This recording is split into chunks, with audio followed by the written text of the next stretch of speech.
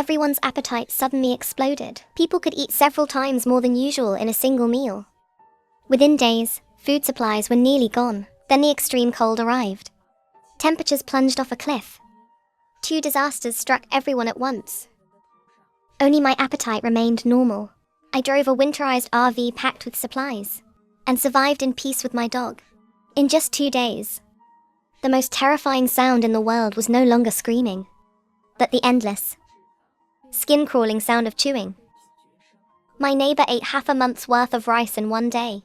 At 3 a.m., they were still clattering pots and pans to make fried rice. The delivery guy downstairs ran himself ragged, and finally devoured all the meals he was supposed to deliver. There were no fights in the supermarket, and no one was even stealing. Everyone simply looked possessed, their eyes empty as they swept the shelves bare. Some couldn't even wait to pay. They stuffed instant noodles into their mouths right at the register. The whole world had become a bottomless pit that could never be filled. Only my border collie, Shiliu, and I were the two creatures in this building with normal appetites. At mealtimes, the hallway outside filled with the frantic crashing of people rummaging for food. But I calmly cooked myself a small bowl of noodles while Shiliu lay by my feet. His round eyes stared curiously at the door, his ears twitching in confusion. He ignored all the noise outside. Instead, he stretched out his damp little nose and gently nudged the back of my hand, as if trying to comfort me. As the binge-eating craze drained the entire city's food supplies within just a few days, the extreme cold struck without warning and shut the world down. From a comfortable late autumn to an icebox at minus 30 degrees Celsius, it took only one night. With no food and temperatures plunging, this city was no longer survivable. The power would fail, the water would freeze. Staying home meant waiting to die. Luckily, I had a plan, and I had my dog. I stopped hesitating and hurried into the storage room to pack. Shiliu followed me like a little shadow. When I grabbed the first aid kit, he gently picked up a bandage from the floor with his mouth and placed it in my hand. He wagged his tail, looking proud of himself. I couldn't help laughing. I vigorously rubbed the thick, warm fur on his chest. "Don't worry, I packed your treats too." The wind slammed against the windows with a dull thud. I stood by the window, watching the snowstorm outside. Feeling an indescribable sadness, I glanced down at my phone.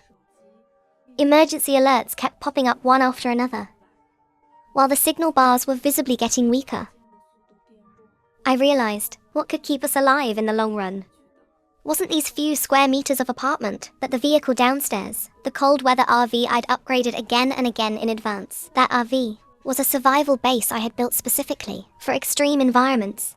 It had heavy insulation and double-layer vacuum windows, plus cold climate solar panels and a generator on the roof. A huge 350-liter freshwater tank and independent heating. No matter how cold it got outside, inside the RV, I could keep it at a steady 26 degrees Celsius. On the way downstairs, Shiliu stayed right beside my leg, without making a single troublesome sound.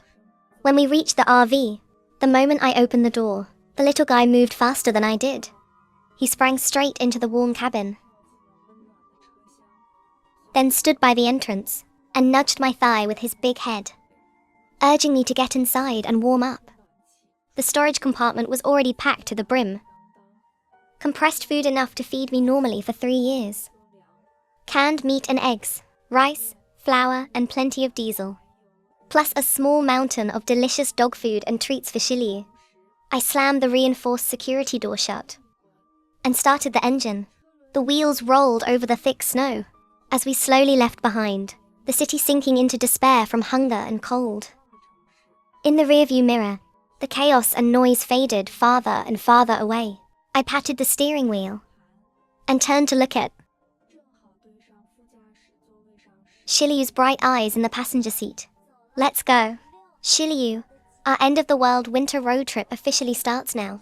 The RV left the city and entered the snowy wilderness outside. White snow stretched as far as the eye could see. The trees were coated in icicles. Shiliu lay in the passenger seat, his ears close to the window, quiet as a fluffy little shadow. Only when the tires hit a deep rut would he raise his head, glance at me, and once he knew everything was fine, settle back down. He didn't need to understand how deadly the cold was. He trusted only one thing. If I was there, he was safe. The diesel heater, battery, and fuel were our absolute lifelines. I checked the RV's heating and electrical systems 3 times a day, and allowed no room for failure. Shiliu and I having normal appetites was our most precious advantage in the apocalypse, and also the secret that could put us in danger. Never expose our supplies. Never waste food. Stay away from towns and villages, and any place where people gathered. Keep away from every frenzied person or animal. Shiliu adapted perfectly to RV life.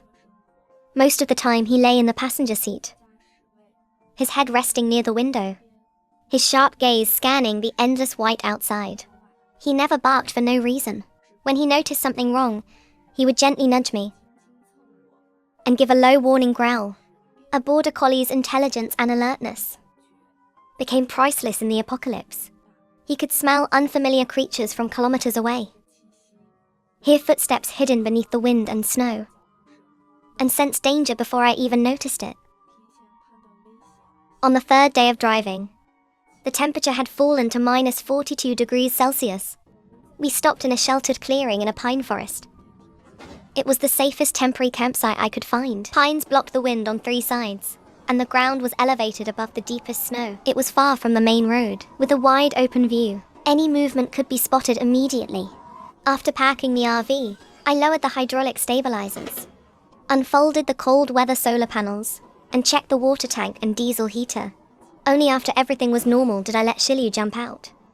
He quickly patrolled around the RV, confirmed the area was safe, then ran back to me, wagging his tail for praise. I crouched down and rubbed his ears. Good work. Shiliu gently licked the back of my hand, his eyes soft and gentle. Our first night at the pine forest camp was the most peaceful night I'd had since the hunger and cold began. Outside, fierce winds whipped up howling like wild beasts. The temperature kept falling. Inside the RV, it was warm and bright. Hot air blew from the diesel heater, and the faint aroma of food filled the cabin. I made a simple dinner in the tiny kitchen. Hot porridge, vacuum-packed braised beef, and a few vegetable sprouts I'd grown myself. It wasn't much, but it was enough to fill me. Shiliu's dinner was a measured serving of dog food and a small piece of jerky. He ate quietly, then returned to his bed and lay down to guard me. After dinner, I gave the RV a full inspection. Only after confirming every system was safe did I sit on the edge of the bed, holding Shiliu's fluffy neck as I looked out the window.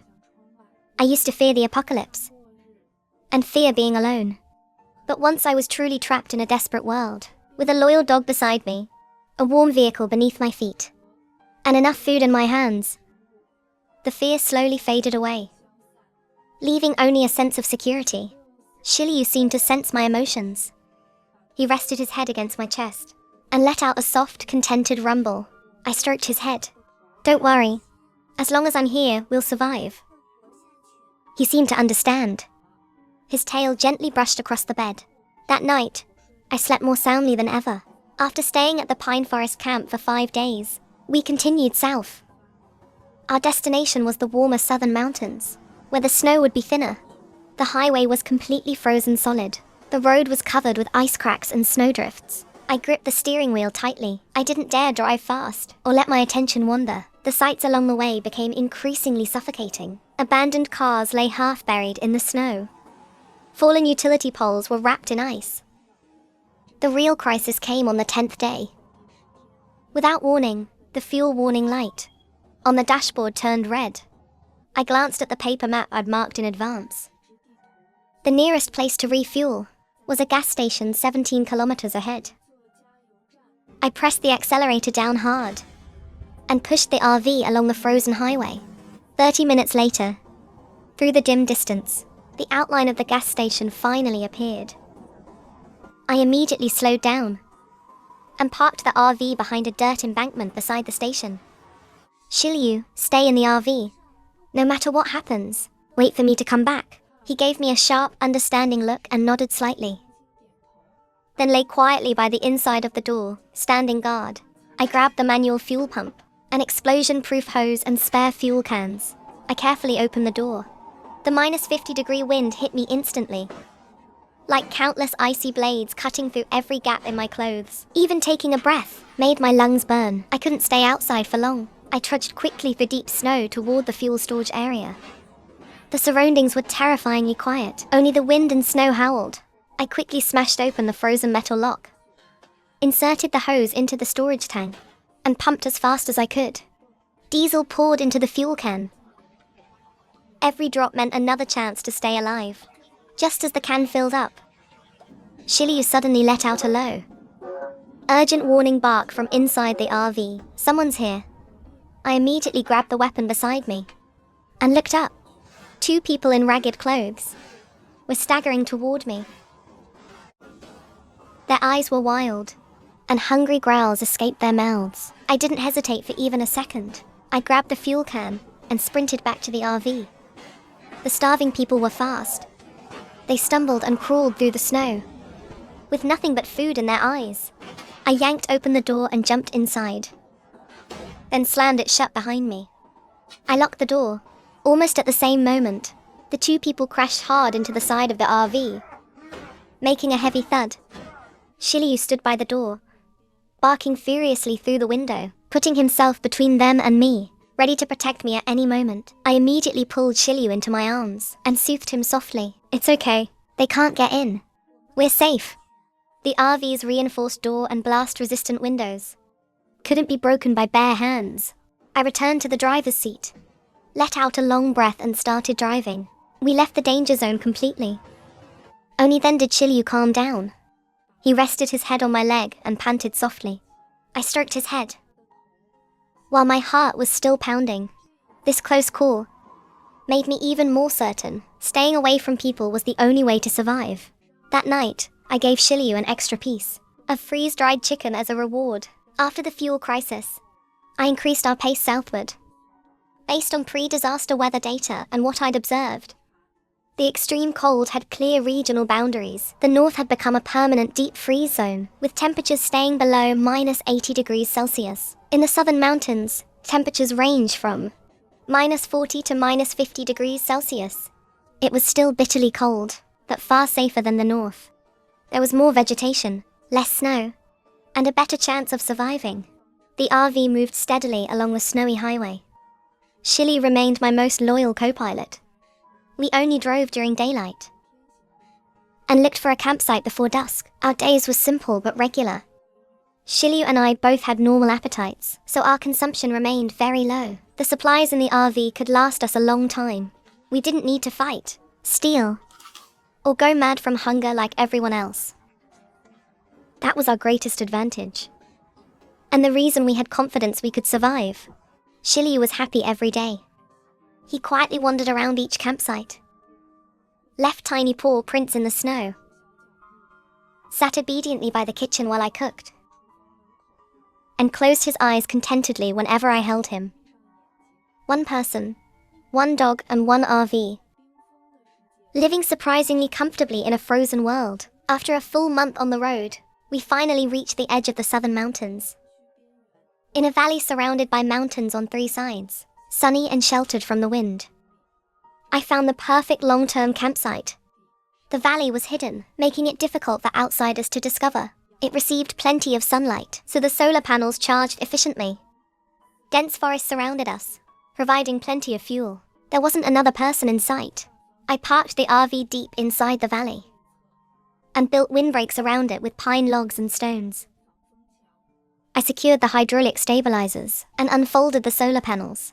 This would become our first real home in the frozen apocalypse. Over the following days, I began reinforcing the campsite. I collected piles of dry firewood, set simple warning markers around the RV, and added another layer of insulation to Shiliu's bed, so he could sleep more comfortably. Shiliu stayed by my side every day, bustling around and diligently carrying small branches for me. When I chopped wood, he stood guard. Whenever I rested, he'd put his head right on my leg and keep me company. I thought we could finally settle down here. But one afternoon, the sky darkened visibly within moments. A violent wind suddenly poured through the mountain pass, making the branches crack and snap. Snow particles flew the air like knives. A small blizzard swept toward us without warning. One look at the wind direction and terrain was enough for me to understand that although the valley was sheltered, it faced directly into the mountain pass. If the blizzard hit us head-on, snow could bury the RV door at any moment and completely block the vents. Shiryu instantly switched from relaxed mode to full alert. "Stay calm, Shiryu. Let me reinforce the camp." I didn't waste a second. I grabbed the entrenching shovel, a waterproof tarp, and thick rope, then threw open the door. The freezing wind slapped me across the face, making my whole body shudder. I moved as fast as I possibly could, racing against the blizzard itself. Not a second could be wasted. I unfolded the heavy waterproof tarp and tied it firmly to the windward side of the RV, then hauled over rocks and blocks of ice to weigh down the edges. Shiryu lay by the window, staring at me nervously, letting out a soft whine from time to time, as if cheering me on. The wind and snow grew stronger. The entire world turned white. Snow covered my whole body. My eyelashes and eyebrows froze white. My fingers became stiff with cold, but I didn't dare stop for even a moment. When I finally tightened the last rope and secured the final weight, I stumbled back toward the RV. I yanked the door open, threw myself inside, and immediately slammed and locked it behind me. Outside instantly became a raging white hell. The gale battered the RV, howling as snow piled up layer by layer. Before long, half the wheels were buried, but I stood inside the cabin, gasping for breath, watching the reinforced defenses remain completely steady, and finally felt at ease. 3 hours later, the blizzard had completely passed. Outside the windows, everything was calm again. I checked the exterior tarp and found it completely intact. Not a single piece of firewood or other supply was lost. The RV hadn't suffered any damage, and even the half-buried wheels hadn't frozen solid. We had safely survived the sudden small-scale blizzard. Sunlight returned to the valley. I took Shiryu with me to inspect the traces left by the storm. But when we reached the edge of the pine forest, I suddenly stopped. A small trembling figure was buried in a snowbank. I crouched down and carefully brushed away the loose snow. It was a wolf pup, shivering from the cold. It looked like it had been separated from its pack in the storm and become trapped here. In an apocalyptic wasteland, there were no wildlife rescue organizations. Leaving it in the snow would mean freezing to death or serious injury, so I could only rescue it for the time being. Warm air blew through the RV. I gently placed the wolf pup, wrapped in my scarf, onto a seat. Then I found some milk powder and mixed it with warm water and egg before setting it in front of him. The pup smelled the warmth, leaned forward, and clumsily lapped it with his little tongue. He drank peacefully. Over the next few days, the wolf pup became more energetic with each passing day and gradually regained his strength. I named him Chuki. Chuki still walked unsteadily. Whenever he was about to bump into the corner of a table, the calm and steady Shiryu would gently nudge him back with his nose, carefully looking after him. Sometimes I couldn't help thinking how wonderful it would be if these peaceful days together could last forever. But reality soon shattered that brief warmth. Shiryu suddenly sprang up from his bed, a low, tense warning growl rumbling in his throat. His expression instantly turned alert. My heart tightened. I hurried to the window and looked outside. Beyond the silent, silver-white snowfield, pairs of watchful eyes had surrounded us completely. A fierce, wild presence filled the air. I was just about to grab a tool to defend myself when a soft little whimper came from behind me. I turned around. Chuki was happily rubbing against his soft cushion, completely unaware of the tension outside. But strangely, the wolves surrounding the RV kept their bodies low and showed no intention of attacking. Every pair of eyes was fixed on the same place. They weren't looking at me or at the guarding Shiryu. They were staring only at Chuki. My heart skipped a beat. I immediately understood. They had come specifically to find the lost pup, Chuki. Chuki became excited too. His little paws tapped eagerly against the door, desperate to return to his pack. I gritted my teeth, quickly opened the door just a narrow crack. And the next second, Chuki slipped out of the RV like a little eel. Without hesitation, he ran across the snow toward the largest, darkest-furred alpha wolf. Shiryu and I pressed close to the window, watching the scene intently. The alpha wolf, whose commanding presence dominated the whole snowfield, slowly lowered his tall, imposing body with surprising gentleness. Chuki rushed forward without hesitation and hugged one of the alpha's huge paws. He rubbed his little head against it again and again, full of the affection and dependence of a long-awaited reunion. I stared through the window in disbelief. Only one description came to mind. It was just like a lost child finally finding his family. In the end, the alpha carefully carried Chuki and prepared to take him back to his home in the mountains. The little pup lay across the alpha's shoulders and turned to look back toward the RV, his eyes full of reluctance and attachment. Shiryu and I quietly watched from the window until the large and small figures disappeared completely into the snowy forest. A gentle sadness filled my heart. Shiryu curled up quietly in the corner, staring for a long time at the cushion where Chuki had slept, silently missing the little friend who had briefly shared our lives. I thought that from then on, only Shiryu and I would have each other, living quietly and safely. But starting the very next day, strange and heartwarming things began happening in the valley.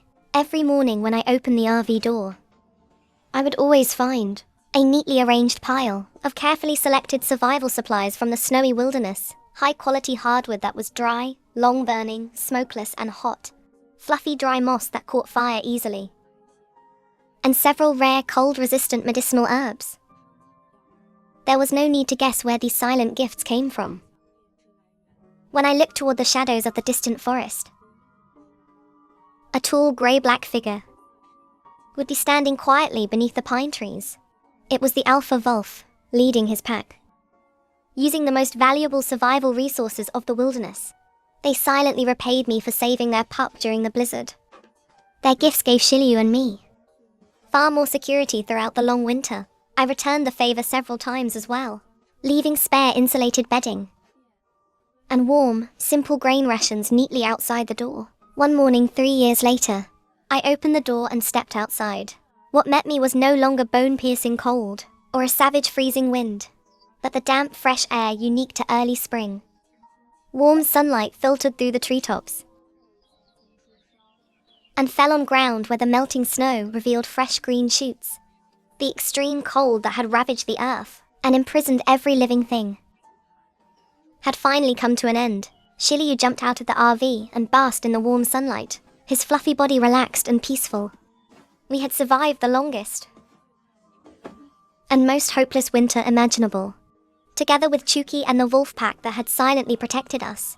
We quietly, steadily welcomed the long-awaited warmth of spring.